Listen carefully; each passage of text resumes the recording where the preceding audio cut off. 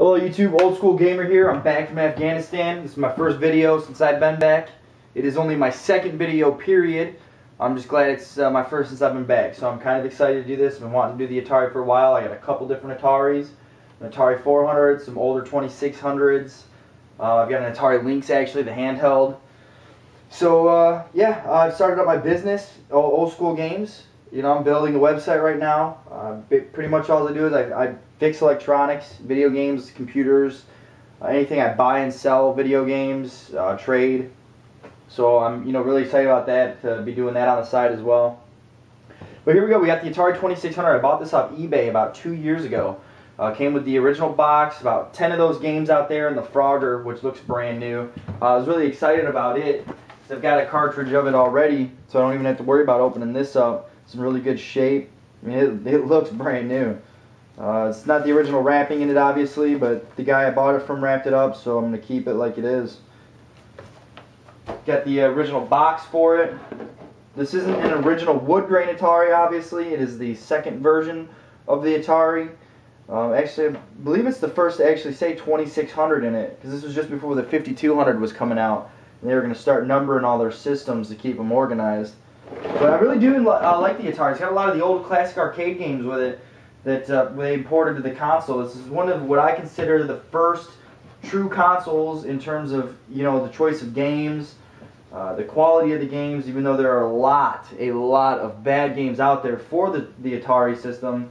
There are some good ones, and most of those are the imports from the arcades themselves. Got the original Pac-Man that came with this. It was inside with that. Now on this system, compared to the wood grain one, the original one, the difficulty setting switches are no longer on the front of the system, but on the back, as well as the controller ports, which unfortunately are still a problem, because you can see there, the controller cable itself is so short. I think they were making up for the fact that back then TVs weren't that big, so the closer you sat to it, the bigger it seemed. That's something that definitely doesn't fly today with the 50 and 60-inch televisions that they have. Hooking it up to the TV isn't an issue right now. I don't have an older TV. I got to get another one, because in order to hook this up, this was the original that came with it, I believe, or it could even be a remake. I don't know. It came with it. It looks like the one that I have for the 400, so I'm just assuming. But it has these prongs. I mean, you have to screw these into the back of the television. Nobody uses these anymore. It's impossible to get a TV with that. And it's even harder to find coaxial on TVs nowadays, since they're going to HDMI and all the HD hookups. But this at least comes with this. You can use the coaxial. This is definitely an aftermarket.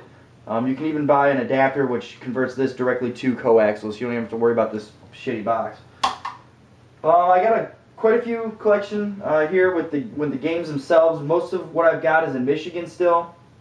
This is just a small portion of it. I got my Asteroids. I really enjoy Asteroids. The pinball's fun. Missile Command. These are all games I also have on the Atari 400.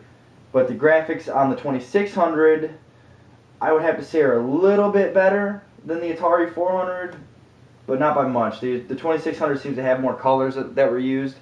But the Atari 400 still is a good system. I'll do a review on that later. And the thing I was noticing, I don't know if the original wood grain Atari came like this, but the power cable hooks up like a headphone jack, and I never noticed that before. I know my 400 definitely is a normal power connector that you see on virtually everything. This is weird that this is a headphone jack. But it's in real good shape. I was excited. I think I spent like $40 on it. Came with the original box, the Frogger, about 10 of those games, and the system itself, which is in great shape. I mean, it looks brand new almost. I mean, it hardly looks used at all. They probably bought it and just threw it up in their closet. They're like, yeah. Because you can see the sticker on here is from Kmart, and it was only $43. So this was definitely at a time when Atari was in its decline. So I don't think that this saw much use. But it is the actual box for the system. I mean, I've got the serial number on here. They both match up, so I'm really excited about that. I always try to get as much as I can with something. There's not much in here. The controllers are just normal Atari controllers, which I don't like, actually. The controllers for the 400 I enjoy better, because these just seem too short, and I enjoy the button on top. And you'll be seeing more of that when I do the Atari 400 review. But these ones I just don't like the way that they feel. They're too small. feel like I'm always having to fight it to do anything. So I can just use those. It's the best part about Atari. They use the same controller hookups for almost everything. You can use a Sega controller with it, all kinds of neat things. So that's a little tidbit of info for you if you didn't know that. You can use a Sega controller on your Atari, which I haven't tried it out yet. I just know that you can do it. So I'm gonna actually see how that plays next time I hook this up. I just gotta get an old TV. So I hope to have more videos coming up here soon. You know, I'm pulling out my collection again. I've had a lot of life-changing events that occurred since I've been back from Afghanistan, but I'm getting back on my feet, getting organized again, and I'm going to start rolling through this, showing what I got, what I've been collecting over the years, and try and show some of my unusual things that I've gotten my hands on.